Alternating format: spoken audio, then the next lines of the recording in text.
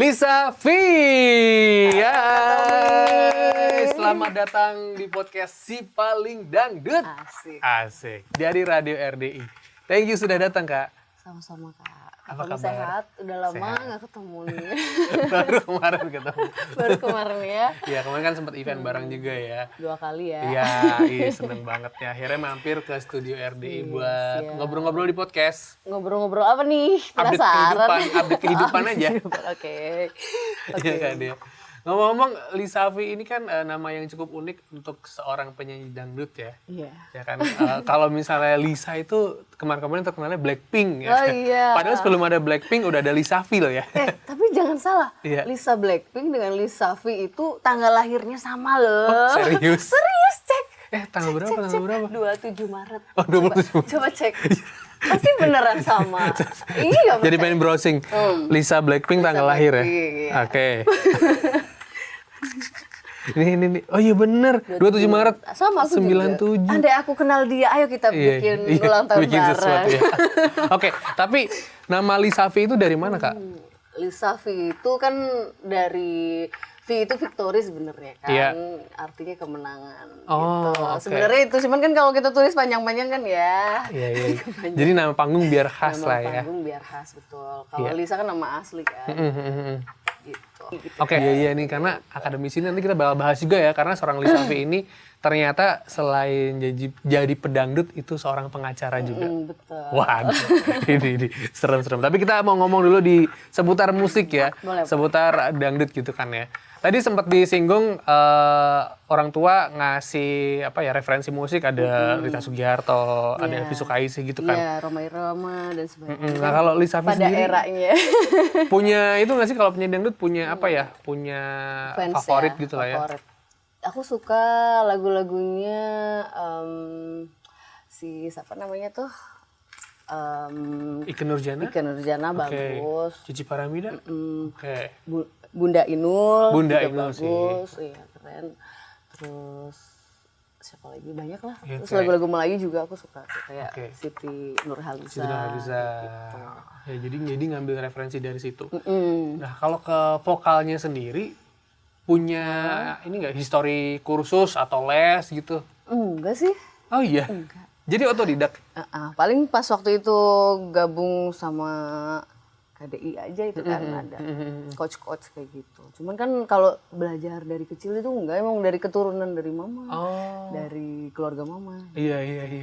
Jadi emang udah langsung aja tune in ya. begitu megang mic langsung bisa bunyi ini. Oke. Dari lahir. Dari lahir. Kalau Katomi dari kapan? Kalau aku ya dari kecil sih. Dari kecil Kalau aja ya. maksudnya suka musik juga dari kecil juga. Ya Katomi kan bisa main gitar. Oh iya main gitar. Itu SMP main. Oh iya. Ngeband ya? Ya dulu band-bandan juga. Jadi gue yang diwawancara deh. Oke. Jadi referensinya tadi ada Bunda Inul juga, Bunda itu Inul, Nurjana gitu kan. Tapi memang sekarang ini kemarin habis rilis single itu judulnya Kelingan Mantan, di mana musiknya lebih ke ambiar, lebih ke campur sari gitu kan ya. Emang konsepnya itu. Kelingan Mantan ini kenapa seorang Lisa V juga memilih lagu dengan konsep yang ambiar sekarang ini? Justru satu bukan hanya orang pada saat ini lagi pada seneng, lagu itu juga nuansanya memang bikin joget gitu kan. Jadi ngajak untuk joget, jadi nggak sepi gitu lagunya gitu.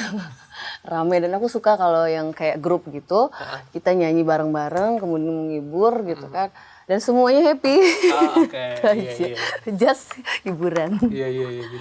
Jadi karena memang lagi banyak disenangi juga ya. Nah, kabarnya juga kenapa lagunya ambiar, Lisa ini juga berasal dari Jawa. Purwokerto, betul. Ya, karena identik Jawa kan gitu. Kalau kita itu Jawanya ngapak-ngapak orang kepenak. Orang kepenak ya kan. Kita tebak-tebakan bahasa ngapak ya. Kencot apa kencot? Kencot itu lapar. Lapar banget. Kalau nggak punya uang apa? Apa ya? Orang duit. Orang duit lah, perbaik. Pada baik. Perbaik ya kan. Kalau Rika tuh apa sih Rika? Rika itu ya kamu. Oh, Rika tuh kamu. Rika lah, Rika. Kira Rika nama orang. Udah. Iya. Tapi Gitu. maksudnya, ini ya nggak hilang ya aksen mondoknya. Enggak lah, kalau udah masuk ke kampungnya itu udah pasti kayak orang-orangnya semuanya isinya orang Jawa, udah pasti blutek blutek blutek blutek. Jadi kembali lagi. Iya, kol-kolannya keluar. Itu otomatis ya kan. Otomatis ya. Padahal udah lama aku di Jakarta gitu. Iya. Tapi tadi Itu ya, nggak bisa hilang. orang apa orang kepenak. Nyamnya kencat.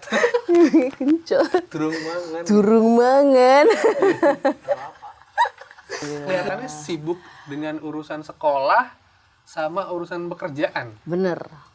Seorang penyanyi atau pedangdut yang sekolah tuh saya salut gitu kan. Biasanya kan kayak ya udahlah sekolah sekian, nomor sekian. Tapi Lisa ini kabarnya sampai S3 ya? Ya, ini aku lagi mau studi banding ke Thailand sama kampus Jayabaya. Kemudian ya lumayan lah, ini udah perjalanan udah mau nyusun disertasi. Jadi insya Allah Oke. calon dokter. Dokter hukum loh ya, luar biasa. Oke, kenapa Lisa V ini kemarin fokus sekolahnya di hukum, terus akhirnya spesialisasi ya? Apa sih? Spesialisasi. Pengacara ya? Pengacara ya. Kenapa memilih hukum? Jadi pertama, aku tuh kuliahnya sebenarnya bukan di jurusan hukum ya kan. Cuman kan karena seiring berjalannya waktu kan aku memang nyanyi dulu nih karirnya. Nyanyi dulu, manggung sana, manggung sini. Terus akhirnya biaya manggungku untuk biaya aku pendidikan. Sampai aku akhirnya sarjana, kemudian akhirnya aku dilema di situ kan. Tadinya mau masuk komunikasi gitu kan. Cuman aku pikir-pikir lagi, terus aku sharing sama beberapa orang, teman-teman terutama.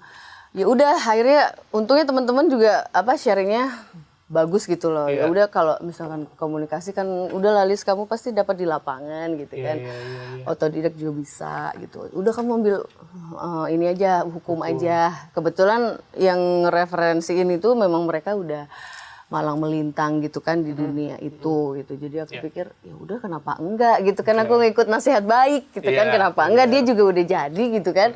Udah sukses gitu kan. Ya udahlah, akhirnya aku masuklah hukum. Akhirnya sampai akhirnya aku wisuda di 2015 ya kan, S1. Kemudian aku masih nyanyi tuh waktu pokoknya aku pokoknya beriringan lah gitu kan, bagi waktu gitu kan.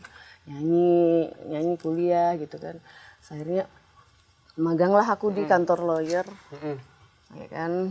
Ya udah, akhirnya di situ disuruh ambil pengacara. Akhirnya jadi keterusan terus lanjut gitu. Iya. Tapi capek nggak sih belajar?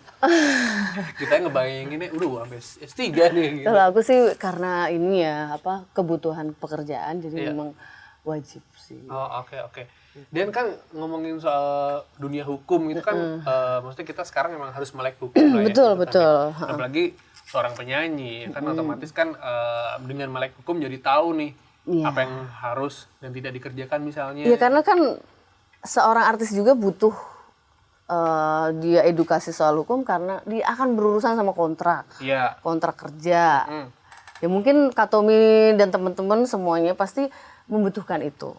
Edukasi tentang itu yang basic-basic lah gitu, nggak usah yang berat-berat gitu kan. Pastinya akan membutuhkan karena itu untuk perlindungan diri sebenarnya. Sebelum kita sewa pengacara nih kan mahal gitu kan. Kita sendiri harus aware atau melek hukum yang Kak Tommy bilang tadi, karena untuk menghindari hal-hal yang tidak kita inginkan, kayak semacam disusupin ya kan. Kita kan karena buta hukum nih, dikadal-kadalin sama orang, dizolimin sama orang, terus ada part-part yang harusnya itu hak kita dia tidak masukin di situ. Kita bisa kan kalau kita melek, kok hak aku di sini kan, kenapa kamu nggak masukin? Nah kan bisa kan kita bisa komplain kalau itu yang untuk basic aja. Tapi kalau untuk profesi memang harus itu adalah kepentingan dirinya untuk sebuah profesi. Jadi kenapa harus pendidikannya terus itu.